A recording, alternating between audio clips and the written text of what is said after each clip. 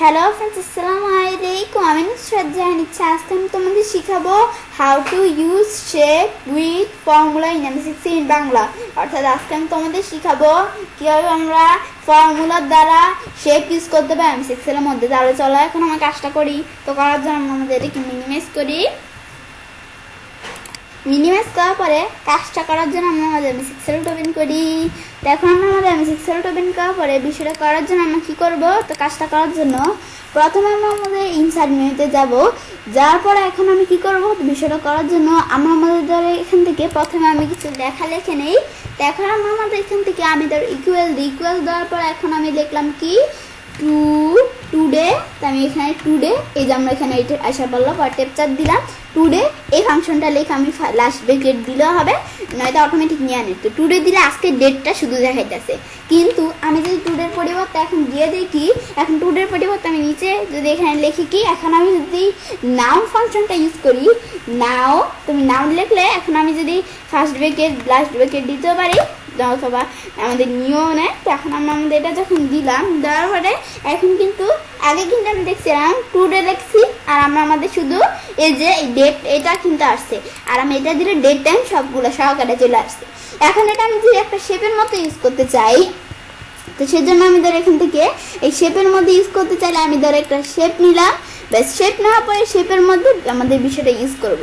তো এখানে আমি আসছি ডান বাটনে ক্লিক করে এডিট টেক্সট দিয়ে এখন এখান থেকে আমি ধর শেপের মধ্যে আমি যদি এখন ইকুয়াল দিয়ে আমাদের নাম ফাংশন নাম অন্য যে কোনো ফাংশনে লিখি ফার্স্ট ব্রেকেট লাস্ট ব্রেকেট দিয়ে না দিলে হয়। পরে আমি যদি এখন এন্টার দেই, এখন কিন্তু কাজটা করছে না।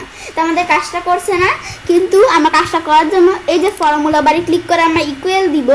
ইকুয়াল দেওয়ার পরে এই যে আমরা এর মধ্যে ক্লিক করব। করার পরে এখন আমি আমাদের এই যে আমি যেটার মধ্যে কাজ করতে চাই, আমি ধরে নাও এই যে এটার মধ্যে ক্লিক করি। এটার মধ্যে ক্লিক করলে না ফাংশনে ক্লিক করে এখন আমি এন্টার দিলে কিন্তু এই যে কিন্তু চলে আসলো। তো এটা যখন আসলো, আসার পরে এখন আমরা আমাদের এটা আমি ধরো শেপের সাইজটা অনেক বড় হয়ে গেছে, এটা আমি ধরো একটু ছোট করি বা আমি এরকমই থাকুক। তো এখন এটা আমাদের যখন আসলো, পরে যে রাখার মধ্যে ডাবল ক্লিক করি, মাউসের ডান বাটনে ক্লিক করে এডিট, এই যে এডিট টেক্সট নয়তো আমি এখানে ক্লিক করলাম। করার পরে আমি এখানে এই যে আমরা হোমে যে এর মধ্যে এই যে এখান থেকে যে শেপটা এর মধ্যে আমি চাইলে দিতে পারি। এর মধ্যে আমি এখান থেকে কালার দিতে পারি, মানে ব্যাকগ্রাউন্ড কালার। এই যে আমি কিরকম ব্যাকগ্রাউন্ড কালার দিব এটা দিতে পারি।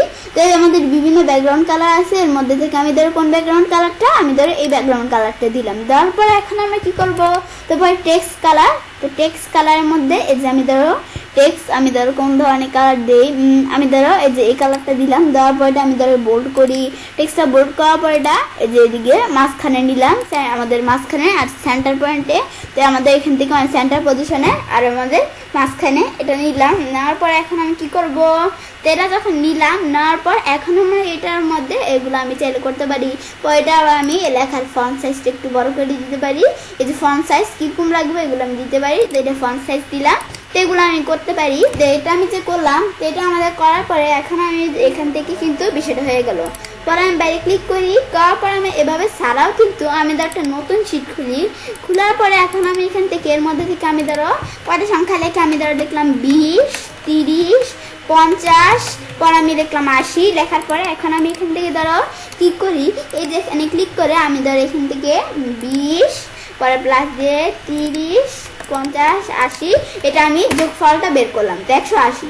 পর আবার এখানে আমি যোগফল এমনিতেও করতে পারি, বা আমি চাইলে এই যে অটোস আমি ক্লিক করলে এন্টার দিলে যোগফল বের হয়ে গেল। পরে এই যে নিচে আমি লিখবো 30 পরে 50, মানে 20 30, 50, 80। তো লেখার পরে এখানে আমি দিব কি অটোসাম। তো এখানে অটোসাম আমি ক্লিক করব, ক্লিক করে আমি এন্টার দিই। এন্টার দেওয়ার পর এখন আমি কি করব, তো আমি যখন এখানে এন্টার দিলাম তো এটা কিন্তু বের হয়ে গেল। বের হওয়ার পরে এখন এটা আমি যদি এখানে শেপের মধ্যে ইউজ করতে চাই, তো সেজন্য আমি কি করব, তো শেপের মধ্যে এগুলা ইউজ করতে চাইলে এখন আমি আমাদের ইনসার্টে যে এখান থেকে আমি ধরো এখানে একটা শেপ নিলাম। তো আমি ধরো এখান থেকে আমাদের কোন শেপটা আমি ধরো এখানে নিলাম, কোন শেপটা, এখানে কিন্তু বিভিন্ন টাইপের শেপ দেওয়া আছে। এখান থেকে আমি ধরো এই শেপটা নিব, তো এখানে ক্লিক করি। তো ক্লিক করার পরে শেপটা এখন আমি এখান থেকে আমি এটা এইভাবে টান দিয়ে এই শেপটা একটু বড় করি। তো আমাদের এই শেপটা যখন আমি বড় করলাম, করার পর আমি উপর দিকে আসি, তো এই শেপটার মধ্যে কাজটা করবে। এখন আমি এটা যখন বড় করলাম, পরে আমি মাউসের ডান বাটনে ক্লিক করে এডিট টেক্সট, আমাদের এডিট টেক্সটে যে সেম ভাবে এখন আমি এভাবে কাজ আমাদের যখন আমরা করতে না পারলে এই যে আমি ফর্মুলা বারের যে ইকুয়াল দিয়ে এখন এটার মধ্যে ক্লিক করে এখন আমি এন্টার দিলে কিন্তু 180 চলে আসলো। পরে 180 যে চলে আসলো এটা এখন আমরা যে আসলো আসার পরে এটাকে আমি চাইলে এই যে এখান থেকে এই শেপটা এটা করতে পারি। পরে যে এখানে আমরা আমাদের লেখার ফন্ট দিতে পারি। এই যে আমাদের এখান থেকে এই শেপটার কালার কিরকম দিব এরকম স্যার আমি ধরো অন্য একটা কালার দিয়ে দিলাম। পরে আমি ধরো ফন্ট কালারটা আমি ধরো এরকম দিয়ে দিলাম। দেওয়ার পরে এটা আমি এটা বড় করে পরে আমি এখান থেকে এটা একটু বড় করি, মানে এটা এখান থেকে আমাদের যে ফন্টের সাইজ এটা আমি একটু বড় করলে হবে।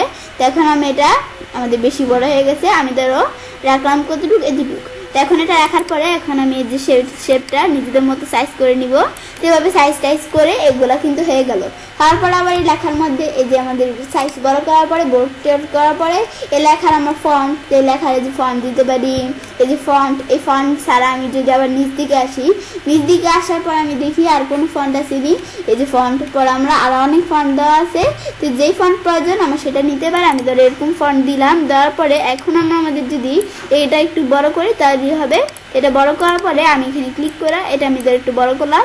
পরে শেপের এই উপরে এটা আমি ধরো একটু বড় করি, মানে এখানে শেপটা ধরো আমি একটু লম্বা করলাম। করার পরে এইভাবে এরকম বিষয়টা আমি এই শেপের মধ্যে করলাম।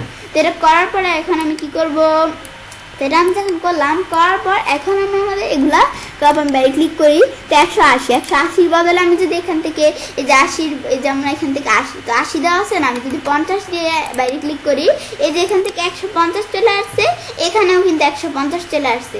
পর আমি যদি এখান থেকে 20 দিই, 20 দিয়ে বাইরে ক্লিক করি এই যে এখানে 120 চলে আসছে, এখানে 120 চলে আসছে। তো এখন আমাদের কিন্তু এই বিষয়টা কাজ করি। তো এটা দেখার পর তবে আমি ছেলে কাজটা করতে পারি। এবার খুব সহজেই ফর্মুলার দ্বারা শেপ ইউজ করতে পারি আমি সিক্সের মধ্যে।